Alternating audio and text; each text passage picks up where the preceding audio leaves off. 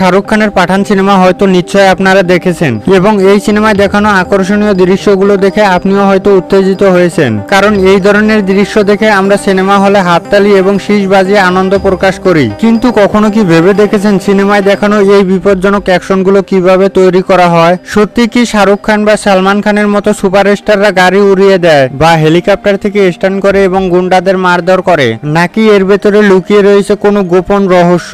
আজ আমরা এর সব রহস্য উন্মোচন করব, তাই ভিডিওটা সম্পূর্ণ দেখতে থাকুন। থিয়েটার জগতে ঝড় তোলা পাঠান সিনেমা কতটা দুর্দান্ত তা হয়তো আপনি নিশ্চয় জানেন। এতে একের পর এক অসাধারণ অ্যাকশনের দৃশ্য রয়েছে। গাড়িগুলি এমনভাবে উড়ে যায় যেন বাস্তবে উড়ছে।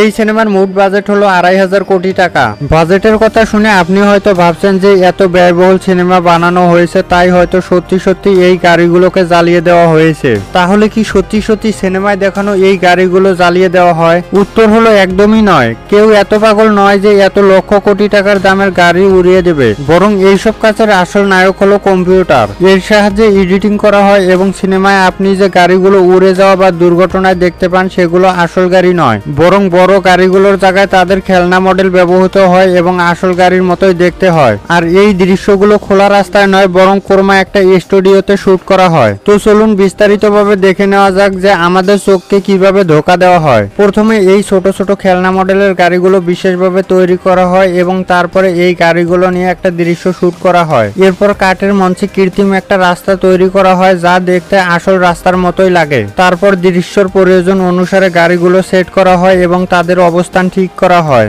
এখন যদি গাড়িগুলোকে বিস্ফোরণ ঘটিয়ে উড়িয়ে দেওয়া হয় বা দুর্ঘটনার দৃশ্য দেখানো হয়, তাহলে গাড়িগুলোকে সুতো দিয়ে বেঁধে হাত দিয়ে ছুঁড়ে ফেলা হয়। আর এই একটি দৃশ্যই ক্যামেরার বিভিন্ন অ্যাঙ্গেল থেকে শুট করা হয়। এভাবেই পুরো দৃশ্যটি যখন শুট করা হয় তখন আসে এডিটিং এর পালা, কারণ এই পুরো খেলাটাই কম্পিউটারের মাধ্যমে সম্পাদনা করা হয়। সোজা কথা এডিটিং হলো সেই জাদু যা দেখে দর্শক সিনেমা হলে শীষ বাজানো শুরু করে। প্রথমে এডিটিং এর মাধ্যমে গাড়ির সুতো পুরোপুরিভাবে সরিয়ে দেওয়া হয় এবং দৃশ্যটি আরো বাস্তবসম্মত করতে ধুলো ময়লা যুক্ত করা হয়, যা দেখে মনে হয় সত্যি বড় বড় গাড়ি উড়ছে। কখনো কখনো সিনেমায় একসাথে অনেকগুলো গাড়ি চলাতে দেখা যায়। এই ধরনের দৃশ্য এই ছোট ছোট গাড়ির সাহায্যেই শুট করা হয়। এজন্য অনেকগুলো গাড়িকে ট্যাপ দিয়ে একসাথে জুড়ে দেওয়া হয় এবং তারপরে এই গাড়িগুলোকে একসাথে চালানো হয়। দেখে মনে হয় অনেকগুলো গাড়ি একসাথে সারিবদ্ধভাবে চলছে।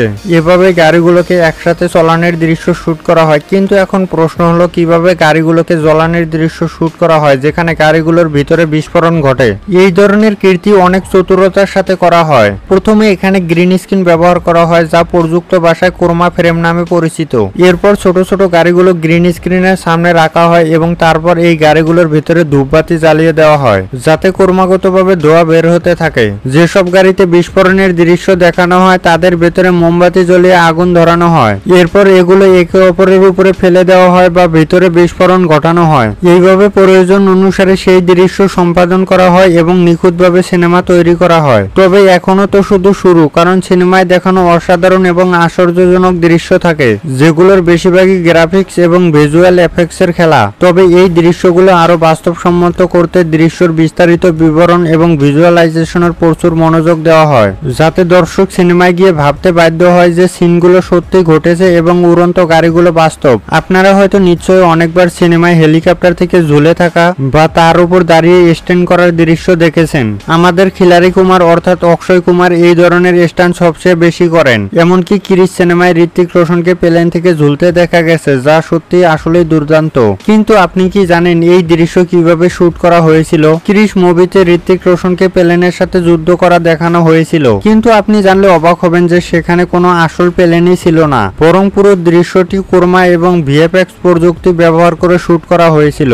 যেসব প্রযুক্তির জড়িয়ে ঋত্বিক রোশনের আলাদা আলাদা শুট করা দৃশ্যগুলো একত্রিত করা হয়েছিল, যার ফলে মনে হচ্ছিল তিনি নিজেই প্লেন থেকে ঝুলছেন এবং যে কোনো মুহূর্তে সেখান থেকে পড়ে যেতে পারে। আসল বিষয় হলো এইসব দৃশ্যের পিছনে থাকে আধুনিক প্রযুক্তি, ভিএফএক্স, গ্রাফিক্স এবং দক্ষ সম্পাদনা, যেমন অক্ষয় কুমারকে বেশিরভাগ হেলিকপ্টার বা প্লেনের দৃশ্যের জন্য তাকে লোহার কেবল দিয়ে বেঁধে রাখা হয় এবং তাকে একটি প্যারাশুট দেওয়া হয়। পরে এডিটিং এর মাধ্যমে কেবলগুলোকে সরিয়ে এমন ভাবে দৃশ্য তৈরি করা হয় যেন সত্যি অক্ষয় কুমার হেলিকপ্টারে ঝুলছে।